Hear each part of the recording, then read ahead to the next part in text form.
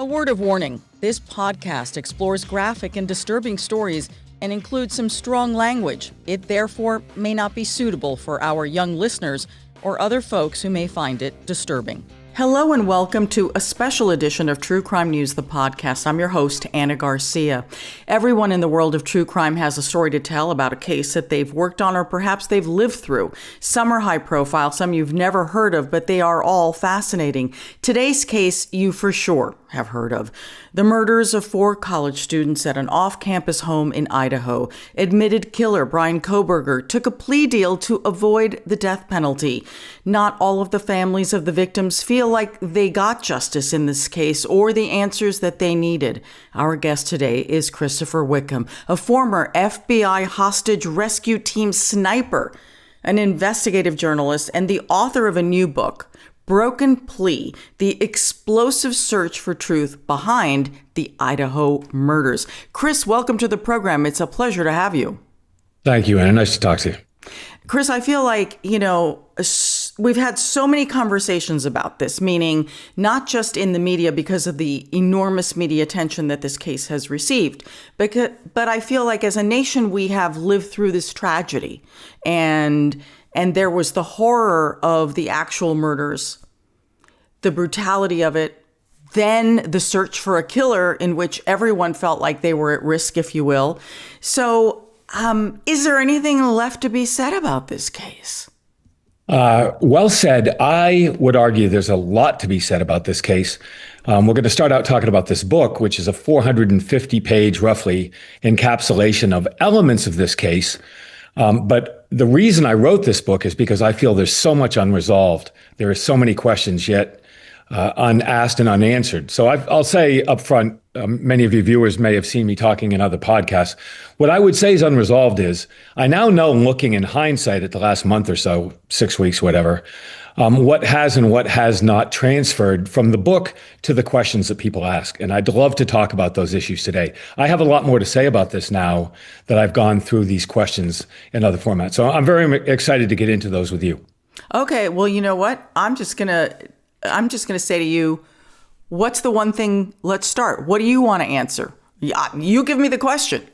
No, listen, I love the questions. We can talk about any aspect, but I'll say, I think it's important to have a little bit of background because we live in an age now where everybody knows everything about anything and everybody has an opinion. As you said, this is a horrific tragedy.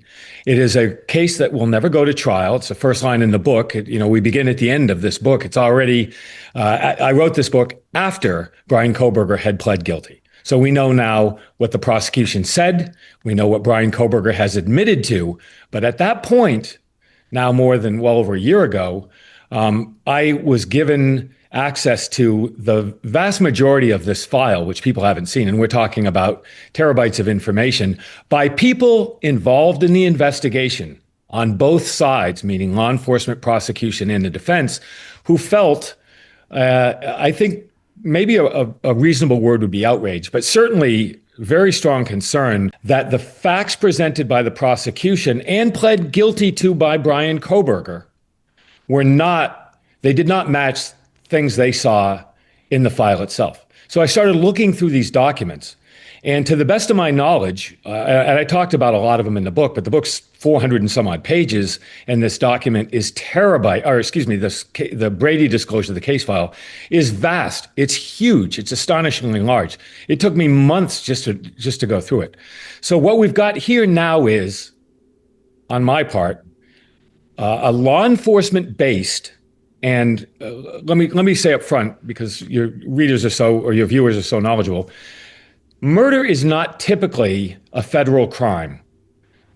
Jurisdictions work different crimes. It can be in the federal system, but the FBI often works in association with and in support of local law enforcement, local and state law enforcement. So did I work murder investigations as an FBI agent? Yes, 2 of them.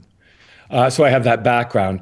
And have I presented cases to grand juries? Yes, numerous. And have I testified in trials, including murder trials? And the answer to that is yes, too. I testified in the case of Oscar Ray Bolin, a serial killer who was actually eventually executed. So that's my experience base, okay? What I wanted to do in this book, for the first time, the only time to the best of my knowledge, is to look at the facts themselves as if I, a federal investigator, were building a case to present to a prosecutor, a grand jury, and eventually at trial in ways that looked at the legal aspects, the forensic aspects, the evidentiary gathering aspects, and the judicial process. That was my goal. Now, we can look back and say, that is what I started with. The next question, if you want me to ask my own question, I'd love to do so. But if you ask me the next question. It's a runaway podcast. Ask your own questions. It's a runaway podcast, Anna. And what is my what got me involved in the case, what's the number one question is, what did I see that prompted me to spend a year of my life working on this book? What stood out when I write books about many, many other topics? Why did I choose to take a year of my life to work on this particular thing? And it's because of anomalies I saw in the file that to this day do not match up and that I think warrant considerably more conversation and hopefully investigation. Well, don't you find, though, with murder cases, it isn't always tied up with a bow. Things are not ever completely answered, especially, let's say, with the convicted or admitted killer has those details and doesn't share them. We may never know the whole truth. So true. In the criminal justice system in America that we all know, we watch, I don't know what shows are on now, CSI or, crime scene shows. We as a society think we know things about the criminal justice system. So your viewers will say, well, I know this and I know that. And I would argue that's not always accurate. It's fiction, right? But we live in an age with broad exposure to true crime, wrongful conviction, missing persons, all of these things. So I wanted to, in this book, to go back and look at the things that really actually make sense in the system. And the first is this: the police, law enforcement in general, do an investigation following a crime. A crime occurs, an investigation ensues. The investigation, in most cases, leads to suspects. That information is presented to the prosecuting attorney's office, which may be local or maybe federal, and they're slightly different. And from that, they identify a person, they charge that, or they go to a grand jury, they try to get an indictment, they charge that person is perhaps arrested, and then it proceeds to a criminal process, in most cases, trial.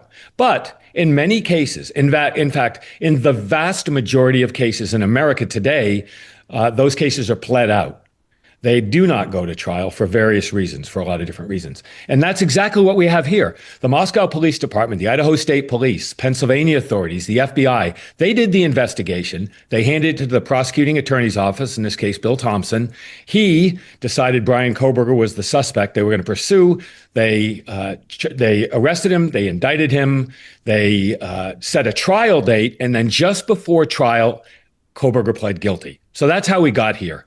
What do we miss in the process? We, the American public, missed the trial where all of this information would have been laid out, it would have been argued, it would have been adjudicated, as we know, by a jury of their peers, and we'd have these answers. Because the trial never occurred, no one, including the families of these victims, the community, the people that know and followed this case, never got the information that is so critically important. Did Bryan Kohberger have the means? Yes. Did he have the mechanism? Well, certainly. I knew anybody could have broken into the house. And did he have the motive? And no one has ever tied him to these crimes before, during, or after in a meaningful way that would establish why these four victims were tragically murdered on that. We don't know the why. We don't know. There's so much that we don't know. I think, and I always defer to the victims, survivors, and their families, meaning, everyone has a different level of comfort and desire or what they believe is justice. And so, some may be okay with the fact that there wasn't a trial, and some may still be waiting for an answer to know when you've lost your child. You want to know why. It doesn't make it any better. It doesn't help the healing in any way. It's just, tell me in your most demented way, why? Why? And we don't have that here. But I think before we go down this rabbit hole of all the things you want to talk about, for the few people who may not know anything about this case, let's just set the scene a little bit and just do the basics, so then you can help us point out the things that don't line up and don't make sense. So the murders occurred on November 13th of 2022. These were all college students living in a home off campus on King Road. They attended the University of Idaho. This is right around the holidays, right before Thanksgiving, right before Christmas. I mean, the whole thing, and it happened within just, minutes, as the prosecutor has told us, which we're going to have to figure out how one person can so brutally murder 4 people when there was, 6 people in the house, not including the killer? 4 victims and 2 survivors, yes. Yeah. So that's a lot of people in one house for someone to get in and out. All right. So the victims here: Ethan Chapin, Xana Kernodle, Madison Mogan, and Kaylee Gonsalves. They all had their dreams and their futures taken from them, their families heartbroken, their families who were advocating for justice through this whole thing, through their tears, through their heartbreak. Okay, tell us what the narrative that we've been told and where you think the holes are. So it comes down to this, in my opinion. You've established the basics. Even those are kind of odd because 4 victims in the house. Ethan did not live there. He was visiting. Kaylee Goncalves, I say Goncalves. People even argue about my pronunciation. I just go with you know what? I went with the judge. I've gone back and forth. I've listened to so many. We have gone back and forth, and I want to, be right. And I know. Okay, I'm just saying I try to be as accurate as possible, but we point out all these things. But just going back to the house, Bethany's last name, Bethany Funk, or Funka, her last name. I defer and apologize for mispronunciations, but nobody's told me specifically what they want the pronunciation to be. So let's just say Kaylee Gonsalves, she didn't live in the house at that time either. She had possessions there. She had a room that she rented there, but she had lived out of town and came back for the weekend. And there are 2 survivors that were in the house at the time. And the house isn't even actually on King Road. It's actually Queen Road, but the way the whole thing is laid out, the address becomes confusing.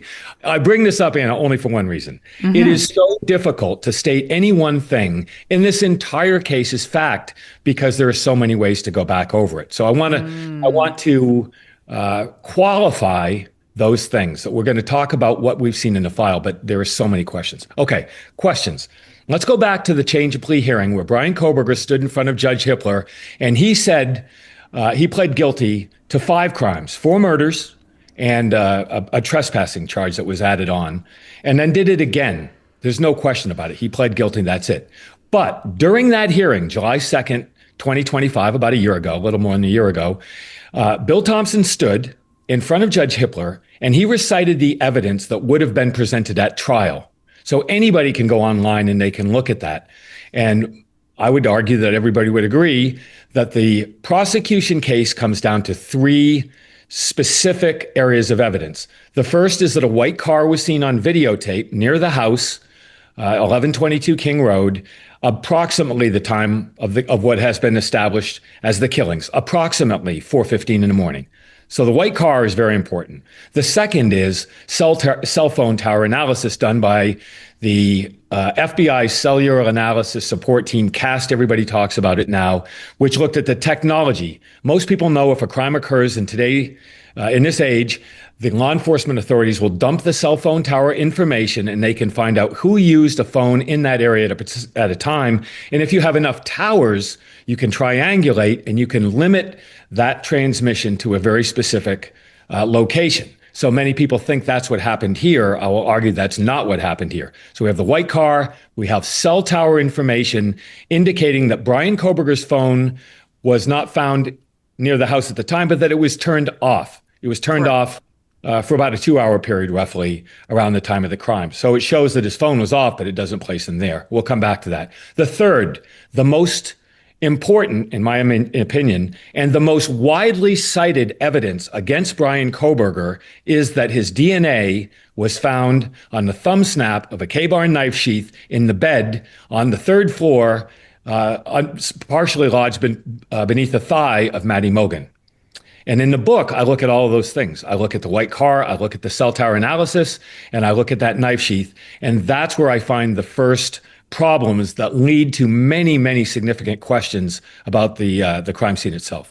Well, I would make an argument where the cell phone tower information, right, the data, the forensic data, and then the car, we're always looking at the evidence and then the circumstantial evidence. And do you feel that, I have focused on the DNA. I'm like, please explain to me how his DNA ended up in this house, and more specifically, so close to a murder victim. Like, I see that as something you cannot dispute. I 100% agree. That's not what happened. That is not what happened. And let's talk about that. Yes. If we can, because we have a limited period of time. Let me just say this. Based on what I've seen, looking through a vast tranche of information, and just to be clear, law enforcement gathers information that goes in a file or a bank of files. That information, based on a Supreme Court ruling from the 1960s, Brady versus Maryland, led to a Supreme Court decision that the prosecution has to give all its evidence to the defense so the defense can prepare for trial. Okay, I think many people know that. The Brady disclosure, as it's called, in this case was vast. And I had access to what I believe to be the vast majority of that information.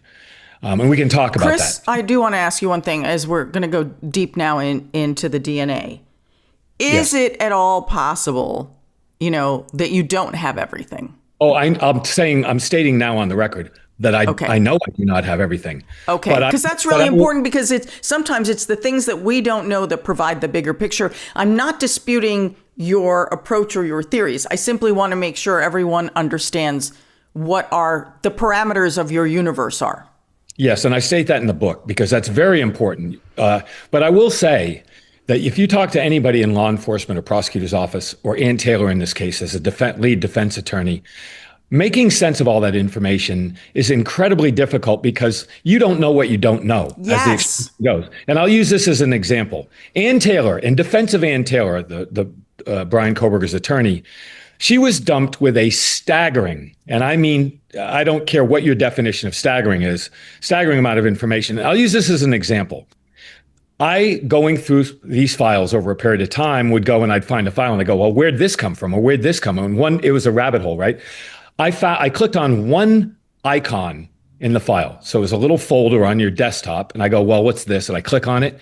And that one icon, which might have been a one-page document, was 8,452 pages of documents that, for all intents and purposes, to the defense or to anybody else, any writer, any journalist, any podcaster, anybody else, you'd look and say, well, that's a one-page document. You click on, it's 8,457 pages, whatever it was. And I look at it and say, that is the nature of crimes like this. And you could look at major investigations and see the same thing. So it's not an excuse. I'm saying in this book, I dealt specifically with what Bill Thompson stated as the evidence against Bryan Kohberger. And I will say, use as an example, the police, we all know about the video surveillance tape from 1112, the house next door, that identified the white car, has the audio recordings of the dogs barking and perhaps Xana yelling or screaming and a loud thud. We all know about certain elements of this, but law enforcement dumped what I've seen as either 52 or 57 different video camera feeds that went into this file. So 50 of those 52 or 57 had nothing on them of value. So did I look at them? Yes, there was others, perhaps, but much of this information doesn't lead to anything. It's what the prosecution chose looking at the evidence to convict Bryan Kohberger. So I'm qualified. So let's get back to the DNA, because I think we're going down one of those rabbit holes in 8,000 pages. Yes. Well, yeah. And I'm just going to say, if we look discreetly at the white car, let's erase those things because, in my opinion, not worth talking about. The prosecution has never stated they put Bryan Kohberger in any white car. He owned a white car, 2015 Hyundai Elantra. We know that. And we know they have video, because everybody watching this has seen it, that there's a white car. Many people in podcast world, the true crime world, have pointed out some cars have a front license plate, some don't. Some have this taillight, some don't. There are many discrepancies, and the video is difficult to to analyze at best. So nobody, and Bill Thompson said this in his change of plea evidence recitation, nobody's ever placed Bryan Kohberger in a white car at the scene. They offer evidence that suggests that, but that's not the foundation of the case. I hope we can stipulate to that. Yeah, I think, as I said, that would have gone towards the circumstantial evidence where it appears, but we don't, that to me, at least from the outside, is not where my interest is. My interest is, how did this happen in approximately 4 minutes with 6 people in the house? How did this happen? How is it possible that the killer could walk by one of the residents of the home, right? And she could describe him down to bushy eyebrows, except for the fact that he was covered in black. I mean, this is the part, I think, where we all have been fixated. And then the DNA on that cover. Okay, let's get to that, because I'm just trying to lay the groundwork, because we're talking an evidentiary, the book is about presenting something to a grand jury, as I would present it. It's all evidence-based. It's no theories.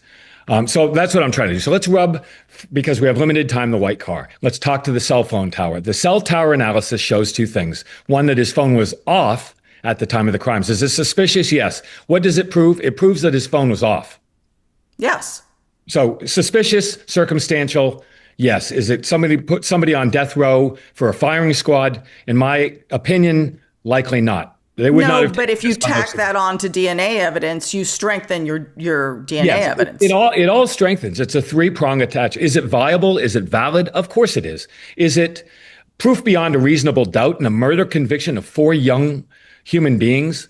I would argue no. Which brings us to your question. What is the evidence that puts this away for virtually anybody that knows this case? It is DNA. The DNA evidence. Okay, so let's get to the DNA evidence.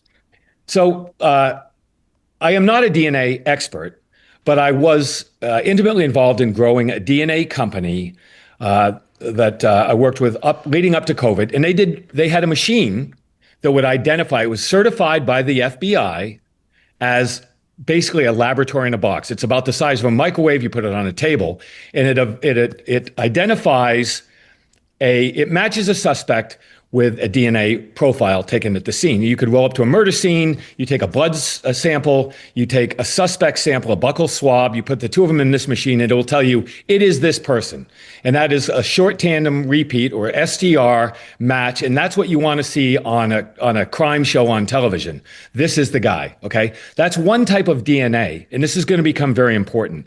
The other type of DNA is Ancestry.com, YouMe23, things of that nature, which is investigative or forensic genetic genealogy. Well, they say, being the laboratory, will say that you, Anna, come from certain percentages of populations around the world. You may be from different ethnic groups, from different nationalities, from different parts of the world. Everybody knows that, right? Many of your viewers have done that. So 2 different things. One will match you to a large but similar group of people, maybe familial, and then the other will match a sample to an individual, and that's what you want. The modern version of fingerprints. There are 2 different things, and that's going to be critically important. So now let's go back to the DNA in this case.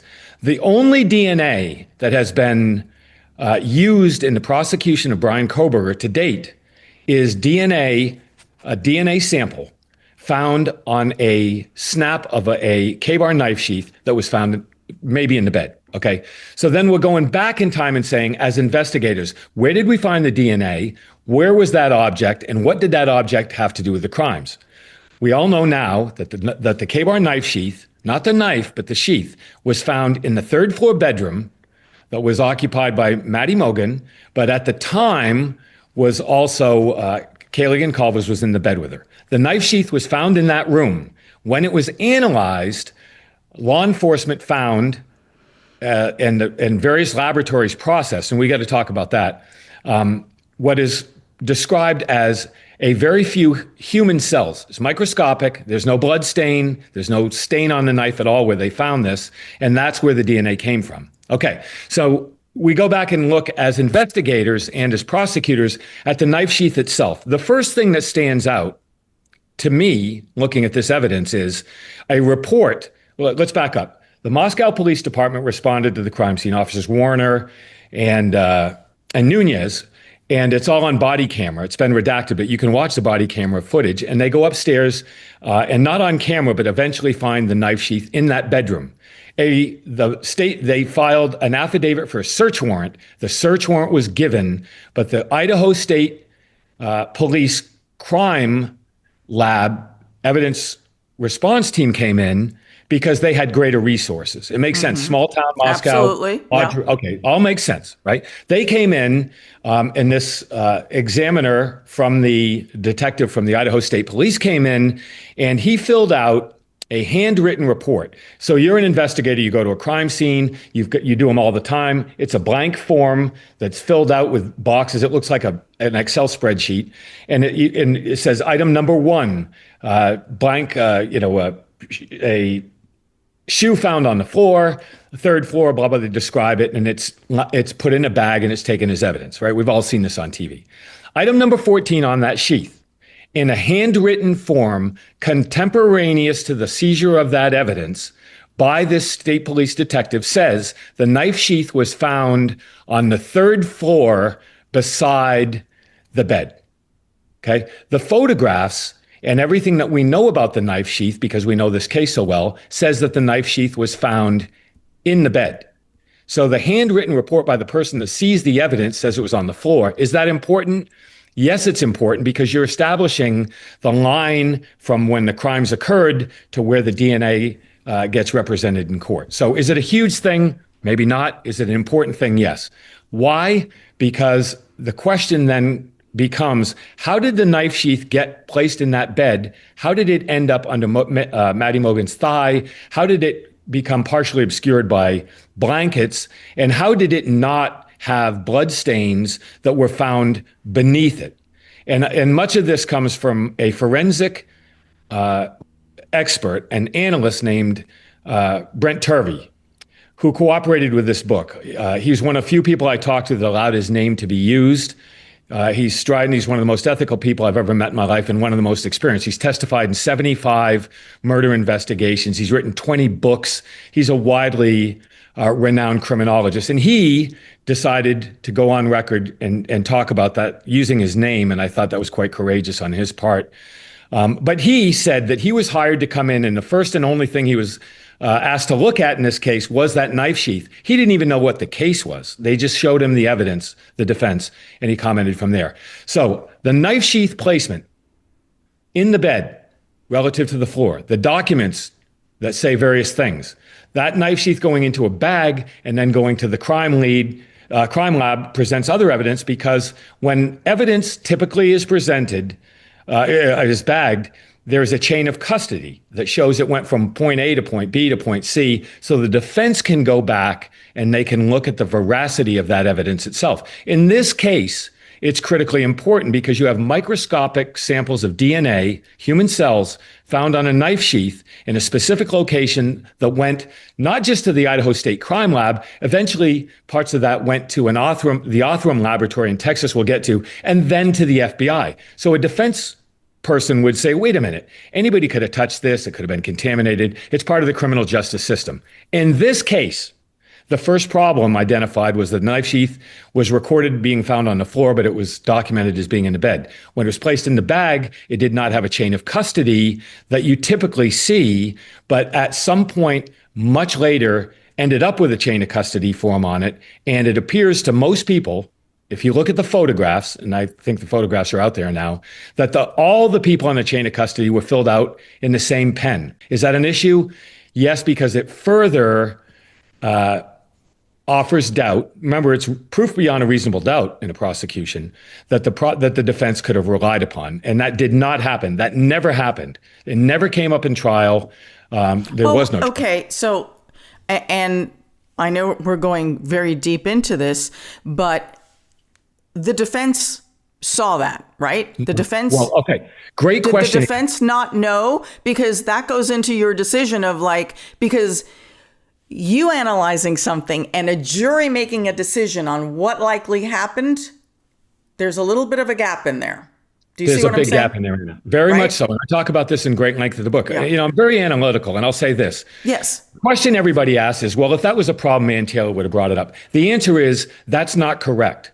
Based on Dr. Turvey in his interview that I talk about in great detail in the book, said specifically that he did not find out about these issues until just before the plea agreement. So Ann Taylor, based on the information I've been given by people who found it, specifically Dr. Turvey, who has spoken about this now on his own, he's talked about this on his own, have stated that she did not know this until just before the decision was made to plead this case, for Bryan Kohberger to plead his thing. So people would say, well, if these were problems, she would have brought it up. That is in fact not correct. She did not know about these issues until just before. And at that point, in Ann Taylor's defense, at that point, she had presented many, through Frank's hearings and through various motions and petitions to the judge, all these different problems, and had been ruled against in every circumstance, in every single one. I can't remember the number now, but she never won a single one. At that point, I don't know if she would have pressed this or not. I don't know. But the answer to that question is no. She likely did not know, or if she did, it was too late. So that's the first thing. And then what we don't know, and I say this with all due respect to your analysis and investigation, is what we don't know and we can never know is how the jury would have determined the value of this evidence. Correct? 100% correct. And I'll say this: when you go through the FBI training academy, they teach you rules of processing evidence, rules of criminal procedure, all of those things. It's part of every law enforcement academy. And I've seen people come out and say, well, chain of custody doesn't matter, whatever. And I think to myself, are you out of your mind? How do you take a piece of evidence? Well, I didn't say that. No, not you. I'm talking about other people. They've said, well, who cares about the chain of custody? And I will say this: if you're on trial for murder, you care. You care where the evidence went and how it got there, and where, if anywhere, it could have been tampered with. I mean, my God, just think of all the cases that we know about where evidence has been mishandled. So I want to get to the heart of this one issue, because I know there's several things. I also want to talk about the timeline and whether this really could have happened the way it did. And there were a few other things. So on this issue, okay, are you suggesting, or are you suspicious is what I should say. Are you suspicious that this DNA was not original to the crime scene? No, I'm not saying that at all. Late in the investigation and the defense putting everything together, the defense attorney, Ann Taylor, found out that she believed there were problems with the DNA on the knife sheath. Okay. So she requested what's called a Frank's hearing. A Frank's hearing is questioning evidence basically before Judge Hippler. The defense attorney, Ann Taylor, brings the state's Moscow Police Department, the state being the prosecuting attorney's office, lead witness, lead investigator in this case, Detective Brett Payne. And she said, asked him questions about it. And she says, quote, and I'm quote from the book now, "Is it your understanding that the FBI's work said that it was Bryan Kohberger's DNA on the knife sheath?" That's the question. Was Bryan Kohberger's DNA on the knife sheath? Brett Payne answered, quote, "That is not my understanding," end quote. Next question. What is your understanding? Detective Payne's answer in this Frank's hearing before Judge Hippler is, quote, "My understanding is that the FBI concluded that Bryan Kohberger was a possible source of DNA that we should look into. They did not, to my knowledge, at any point say Bryan Kohberger's DNA is on the knife sheath. That was never conveyed to me," end quote. But isn't it possible that it was someone else or a lab, not the FBI, that is literally a true statement, but very narrow? Well, it is narrow. But the question is, did the FBI ever tell you Bryan Kohberger's DNA was on the knife sheath? And he said no. Now, you ask all of your viewers, was Bryan Kohberger's DNA found on the knife sheath? And I believe the vast majority would say, yes, it was. This is the lead investigator in a court proceeding asked those questions, and he said, no, it was not. The FBI never told him. He said, quote unquote. But just because the FBI didn't tell him doesn't mean that it's not there, or that some other agency identified it or lab. Very well put. But you're building a death penalty conviction based on DNA, and you're the lead investigator in the case, and this is early on. And he's saying nobody ever said that. He was in the calls when they talked to the FBI. Let's back up a second. How did we get to the FBI to begin with? The FBI was brought in after the Idaho State, so Moscow Police Department has certain resources. The state of Idaho had more resources, including a lab and forensic analysis. And then they went to the FBI, which has maybe the world's greatest resource in terms of their laboratory. We agree on that, right? Mm-hmm. What happened in this process is the knife sheath went to the Idaho State Police Lab, which developed a DNA sample. That was sent to a private laboratory named Othram Labs. Yes, we've had them on the podcast many times. Okay, great. Fantastic. So what is in this book is Ann Taylor's questions of people involved in that investigation. And in the Frank's hearing transcript, which I placed in the book, suggests things that are not what Othram say. She asked, where are the records? And the police say, we don't have any records. He said, well, what did you find on the knife sheath? The sample, what did you find from the sample? And they said it was tied to one of four brothers. And she asks, was their name Kohberger? And they say no. Then the sample from the knife sheath came back, and then it was sent to the FBI. Why is that important? For two reasons. One, we get back to the types of DNA. You have investigative or forensic genetic genealogy, which would match that DNA sample to a group of people, like a unanswered type thing, or you send it to CODIS, which is the DNA database, the fingerprint repository, basically, from modern identification, which is biometric. But only if you have a criminal background. You won't be in that. Sample's in there. My sample's in there. I have no criminal background, as long as your sample's in there, right? But if you have Bryan Kohberger's DNA, which they did, and if you have the DNA from the knife sheath, and you are the FBI laboratory, and you are using short tandem repeat identification, you can match the DNA on the knife sheath to Bryan Kohberger, because they certainly had both. And this is saying, from the lead detective, saying that did not happen. So what got lost in translation, and what gets lost in translation is what many people in the true crime community talk about now, which is, how did they tie the trash found outside the Kohberger residence in Pennsylvania to Bryan Kohberger's dad to the DNA on the knife sheath? Mm-hmm. And what we now know, and I don't think anybody disputes this, is that it was a SNP, which is when you send your sample to ume23, that's what they base their study on. When you're trying to tie a fingerprint to a person, in this case, a DNA sample to a person, that is a different type of DNA analysis. That's what the FBI does. That's what they use their CODIS system for. And that's the modern day equivalent of this person committed that crime. And that is what we don't have in this case. And before I wrote this book, I didn't know that. I don't think most people know that to this day. And I would say, if you don't fully understand or you disagree with what I'm saying, read the transcript, read the book, read other people's words saying that. This is Brett Payne, the lead detective, saying, nobody ever told me that the DNA on the knife sheath matches Bryan Kohberger. It should be considered a tip for further investigation. So I'll say this again. Chris? I'm sorry, just real quick. Bill Taylor, in the July 2nd, 2025 change of plea hearing when he recited the evidence, he, the lead prosecutor, does not say Bryan Kohberger's DNA was found on the knife sheath. He said information linking him to the sheath was found, and that's a very different thing. So if we're talking about DNA, which is the smoking gun, it is the litmus test, it is the proof beyond a reasonable doubt that his DNA was found on a knife sheath. The prosecution does not allege that.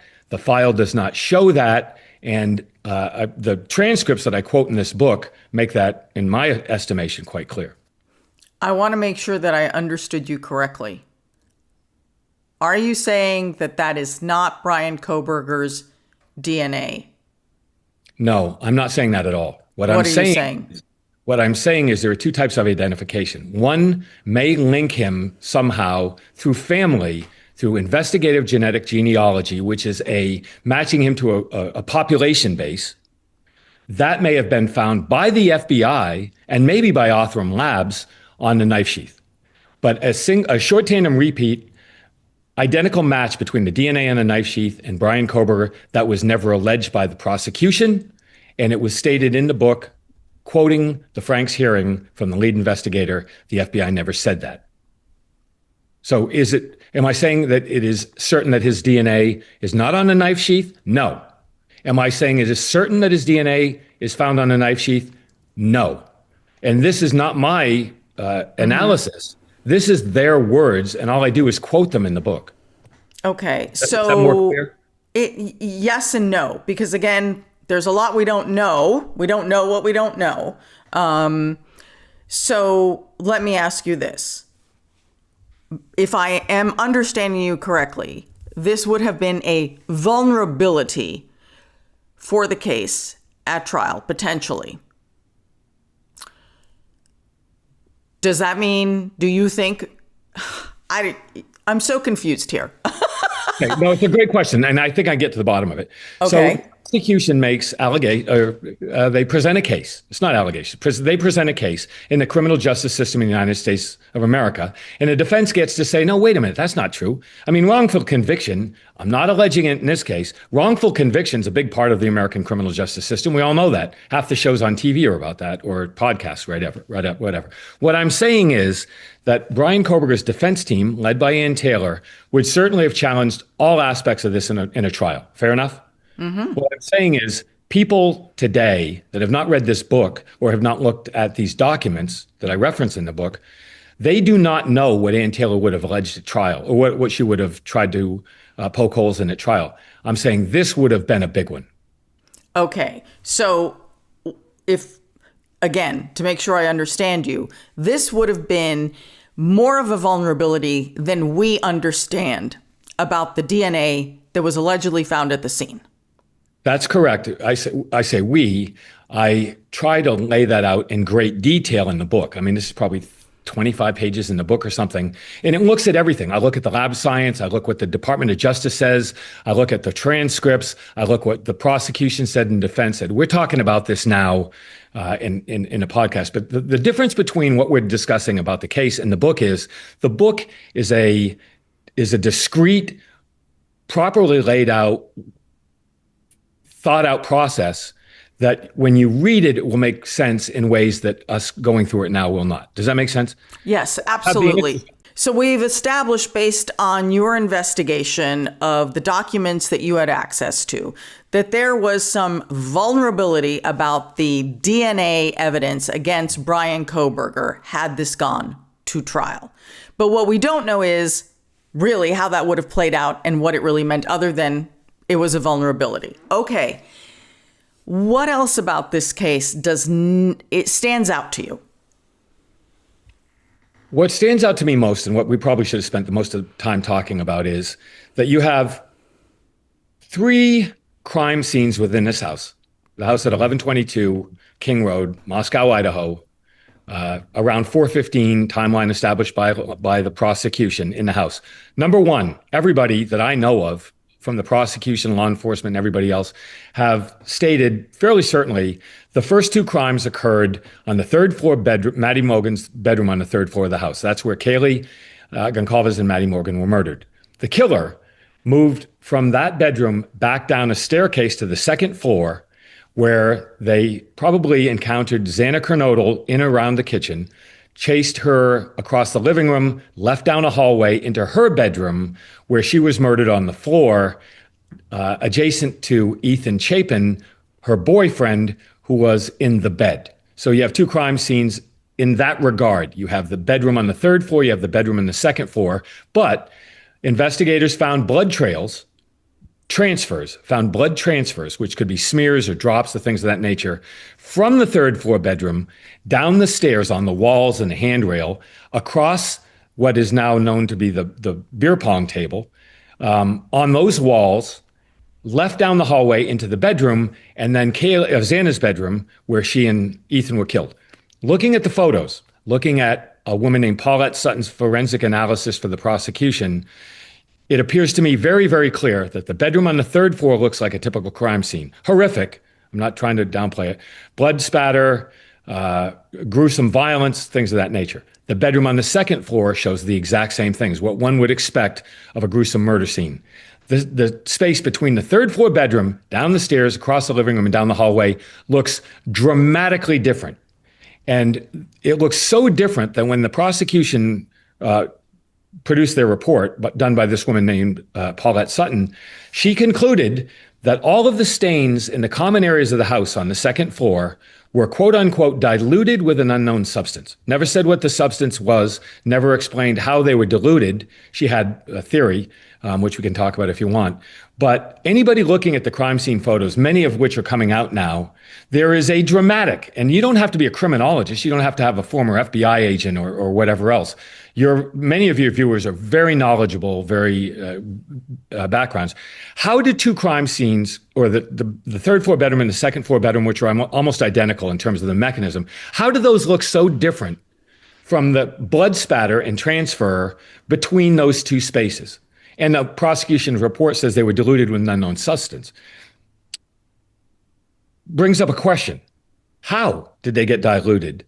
By whom did they get diluted? And why were they diluted? And then it comes back to your original question about timeline. The prosecution timeline is somewhere between 3 and 5 minutes. That Bryan Kohberger got in the house, through the kitchen door, went upstairs, killed 2 people, grotesque injuries, went back downstairs, encountered Xana, ran down the hallway to her bedroom, killed her on the floor, killed Ethan in the bed. Okay?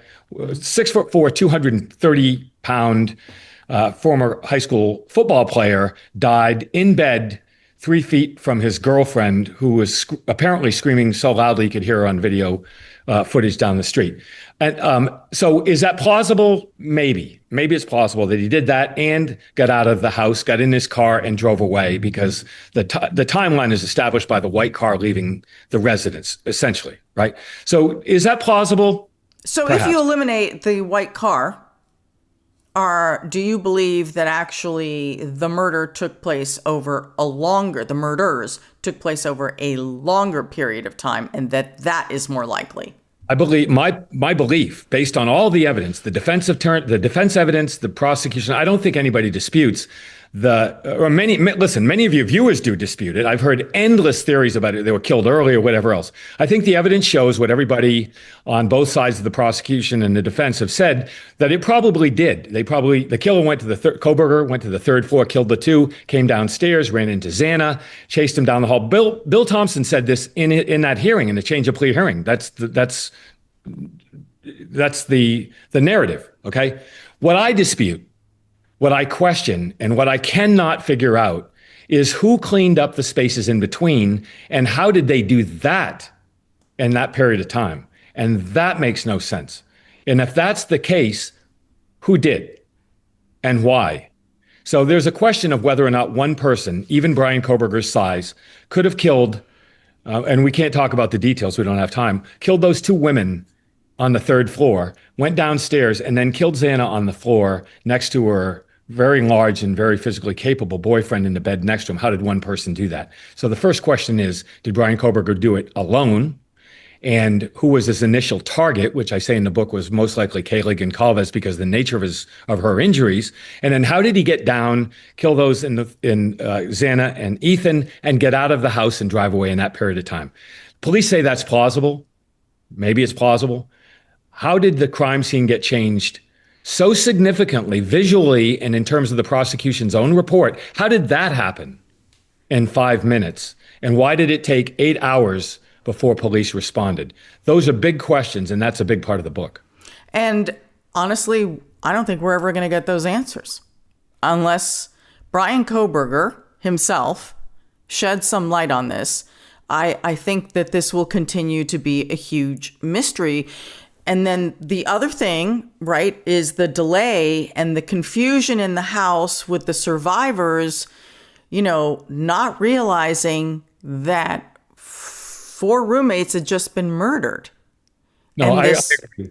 And I've got to say this because I think we both find this kind of frustrating. I think your viewers will find it frustrating. And I'm not answering all these questions, but it's such a big conversation and we have a limited amount of time. I go through these in the book in a very detailed, methodical, evidence-based manner and point out many of these questions. I don't have the answers because I don't posit any theories. But I say, based on my experience and, a regular person looking at these things, how do we not address these questions? If Bryan Kohberger, let's just say Bryan Kohberger pled guilty, he committed these crimes, do we say it's enough to say, oh, we got half the people involved?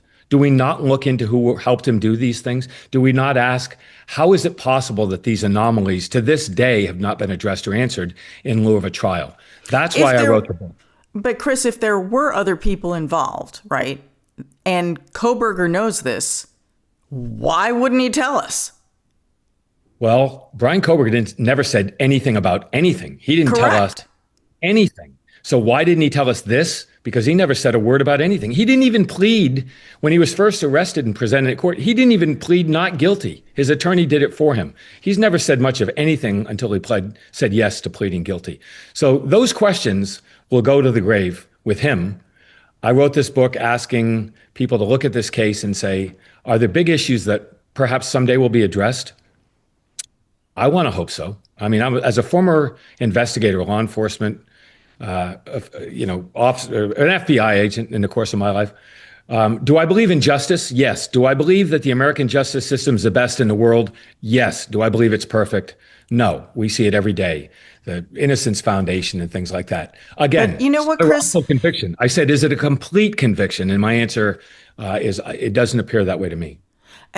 I think the part that is so unsatisfactory, right, that we all just do not feel comfortable with is even when we have a full trial that can go on for weeks, at the end of it, even with a jury verdict, we don't always know what happened in those, what I call the fuzzy gray areas that we just don't know the answers to.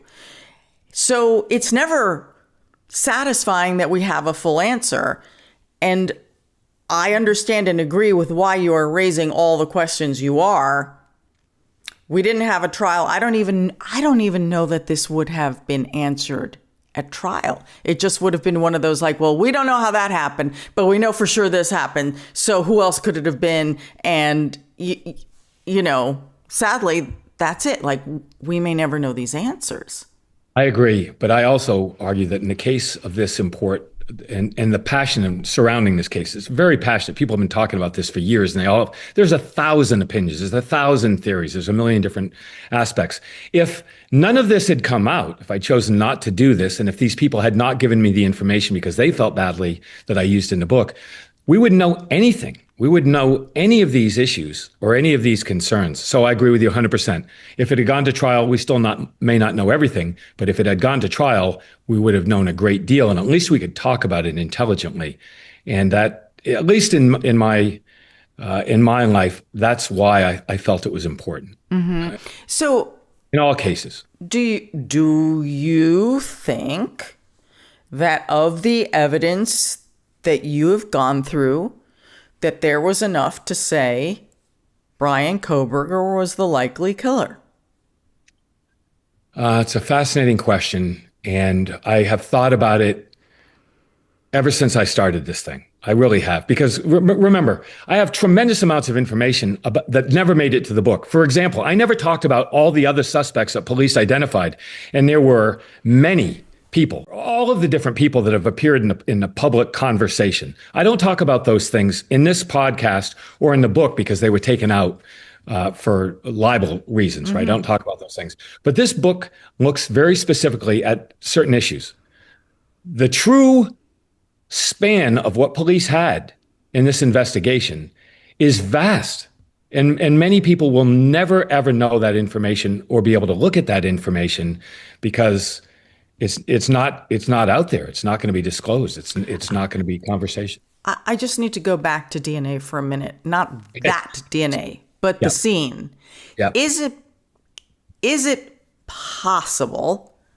Because this is the part that I have wrestled with. How is it possible that you could have 4 incredibly physical, violent murders, even though there was, some of them may have been sleepy or caught off guard, so, you get an advantage there. But how can blood everywhere? Everywhere. How is it possible that the killer's DNA was found nowhere else and that there wasn't a massive trail of blood leading outside the house.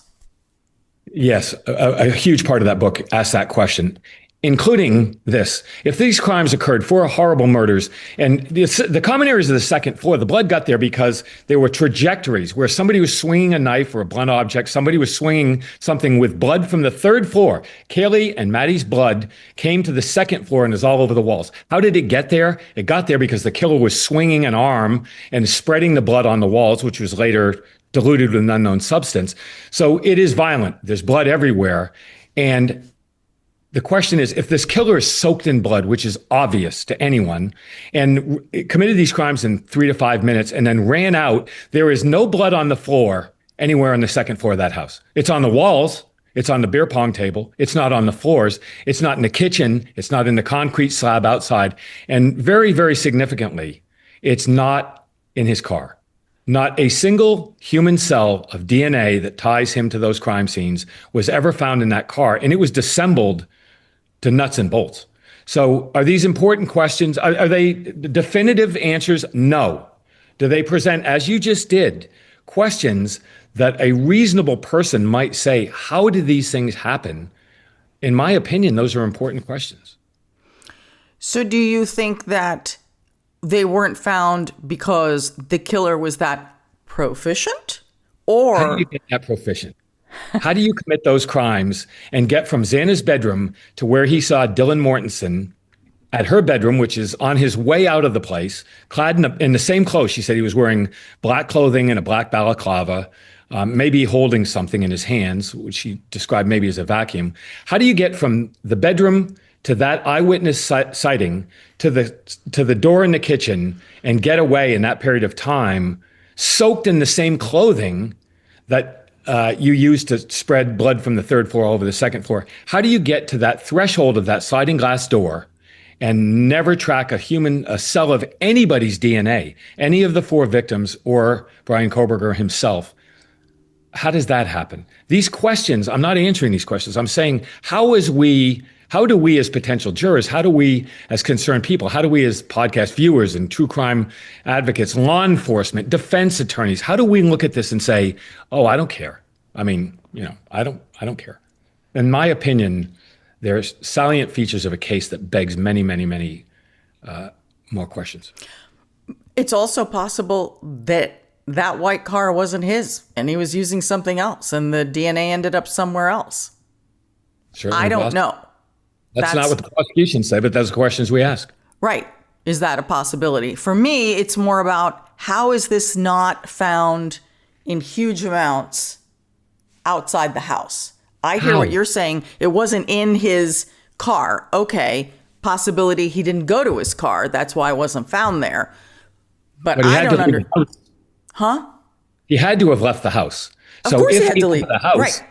How does there's blood on the third floor? There's blood on the second floor bedroom. There's blood in the common areas of the second. There's blood everywhere, but the common areas it looks very differently. It's been diluted with an unknown substance. But how does that killer, soaked in blood from 4 horrific crimes, reach the threshold of the door in the kitchen, the sliding glass door, and step onto the concrete, and from that point on, never transfers a blood drop or a human cell of DNA anywhere, to his apartment, to his house, to the concrete slab, to the leaves, to the nowhere. Is it a reasonable question to ask? Mm-hmm. In the death penalty case where 4 human beings have horrifically been killed in a tragic crime? In my opinion, that's what a society does. That's what we as, yes, those are important questions, if you ask me. So do you think Bryan Kohberger will ever sit down and talk with anyone? I believe he will not, but what do I know? In this book, I talk about things that I can look at as fact. I have no basis to make an opinion. I don't of course not. None of us do. That's a total, shot in the dark. But he's never opened his mouth about anything, ever. Yes, that's why. The initial plea, he didn't even enter a not guilty plea in his own words. So I would say it's unlikely. Yeah, I think so too. But I mean, I'm trying to figure out, and look, people will take plea deals even though they could be innocent. Highly unlikely, possible This is not a book about wrongful conviction. Yeah. This is a book that says, this is the way the criminal justice system works. This is what you don't know. And this is why we should ask these questions. Why do you title the book Broken Plea? Because I think it is broken. I think it's broken from different angles.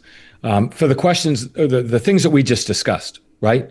And because it seems frail to me. Why he made that decision, I don't know. Did he make it because he committed the crimes? We have to assume that's the case. He stood up and he said he committed those crimes. He's a grown man, 27 years old, well-educated, knew the case, and he said, I did it. I'm not disputing that at all. But the plea is broken in a lot of ways because nothing adds up. So much of this case does not add up. And that's why I chose that title. If there's anything you could get your hands on, as far as either evidence or a record, what would it be? I don't know that exists, but I would want it. I mentioned in the book that Dylan Mortensen, somebody said in an interview that Dylan Mortensen had an Alexis device in her room, which was never found or entered into evidence. If there was something accidentally, a ring cam, any kind of accidental overhear or surveillance, a ring cam, an Alexis, somebody left their phone on record, anything that would have documented some aspect of what happened in that house that morning, that would be priceless, of course, but we wouldn't be having this conversation if that happened. I don't think that exists. Well, nobody's found yet. To the best of my knowledge, it does not exist. Yeah. Wow. Fascinating. Really fascinating conversation. That you've done an awful lot of work. And when you go through massive amounts of files and you live with a case for such a long time as an investigator, your head goes in 100 different directions sometimes. And you have so much of the information and stuff that never makes it even into the book. It's like, it's a runaway train inside your head. I mean, that's how I would look at it. Well, it's a runaway, but I'm very methodical. I'm that guy where I know everything within a quarter inch on my desk and everything else. But look, I started out as a newspaper reporter and I covered a police beat on the daily newspaper. I've written for the New York Times. I was television shows on NBC, and I was an FBI agent. So I've spent most of my life working at very detailed analysis of complex situations. I was a speechwriter on Capitol Hill, and my boss would turn a 5,000-page appropriations bill into a news release for a newspaper. My whole life, I've worked at jobs where I analyzed lots of information and turned it into something manageable. So that part of this case was easy for me, or not easy. That part of it was manageable for me because that's the way my brain works. Wow. Well, congratulations on getting the book published because, it's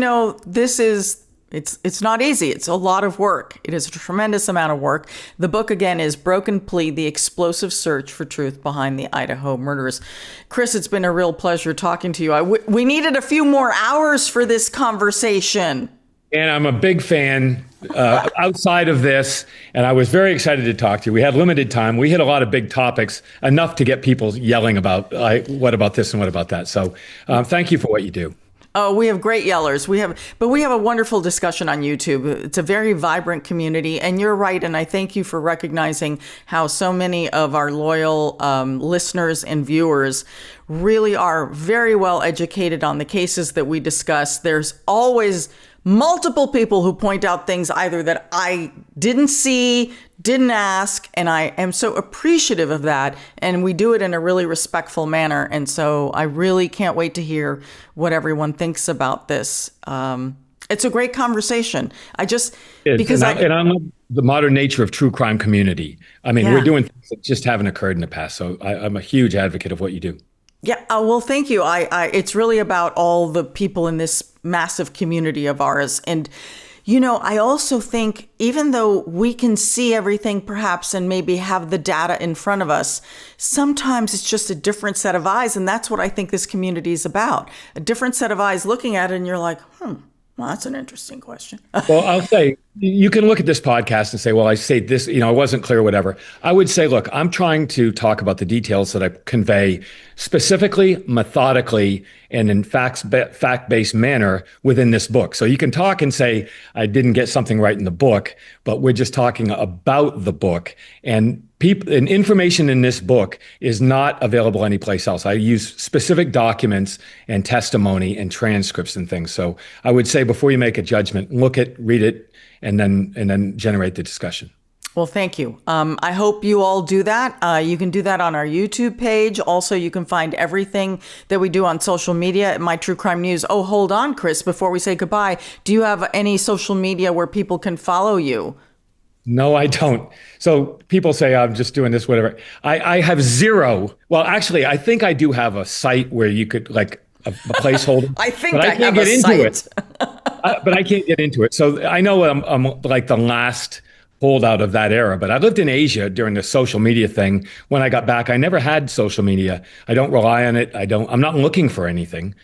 So unfortunately, I don't have any social media, no. That's interesting because, these days as part of an investigation, so you sometimes find these little bits and pieces on social media. And that could the next person can write that book. Okay, that's not your book. I got the case file and I looked at the data based on my life in the FBI. I didn't look at anything, the podcast, the videos, the documentaries, the social media. That's you and your viewers to write the next book about it. I just wanted to give you the facts as I found them. And we appreciate that. You can find me at Anna G News, Anna with one N.